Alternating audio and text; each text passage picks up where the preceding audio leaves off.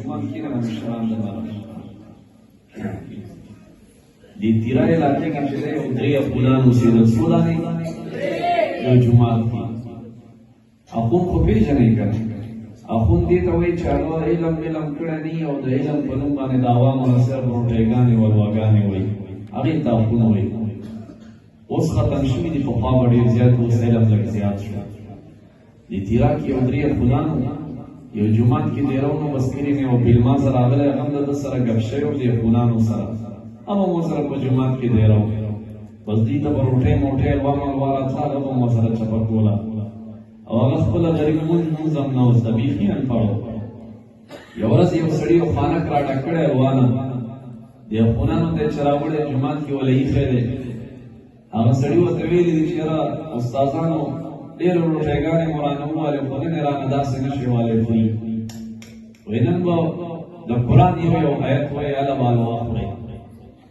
کیسې ته مو غوږ شته دي بس دې کیسه نه ده تاسو ته پکې یو اخري کې یو نقطه بیا بیانوم صحیح ده نو هغې ونه ویلې وایي چې د قرآن یو آیت به ووایي نو هله به تاسو الوا خورئ دې یو اخون ته ویلی وایي شروع کوه نو هغه شروع کوي والشمس وضحاها بس هغه الوا ته ګوتې کړي دې دویم اخون چې څنګه دننه کولو مونسیبانو غوښ خو شته که نه دې دویم اخون چې څنګه خانک ته ګوتې کړي نو هغه بل د لاسه ونیو وایي ته م آیت ووایه که نه هغه ورته وایي والقمر اذا تلاها هغه هم ډایرکټ خانک ته ګوتې کړي دې دریم اخون چې لاس کې و دی یې ونیو وایي ته م آیت ووایه اور تو والنهار اذا جلاها دا څلورم چې کوم کسو دا خو کلي نه راغلی و انپړ و هغه خو بیخي څه نه وزده هغه ډکې ویلې چې ډېر خطرناک ځای کې ګیر شوې که آیت وی آیت د یاد نه دی که آیت نه وی الوا د نه پاتې کېږي دا څه غم دی لږ ساعت یې سوچ وکړو دا چا چې الوا راوړې و دله وایي وایي استاد جي زما د خونانو سره اسې ها ها زما ورسره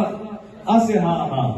نو اسې ها ها کوئ موږ سره موږ وایو چې دا خلک کېږ ناست یو زموږ په خبرو پوهېږي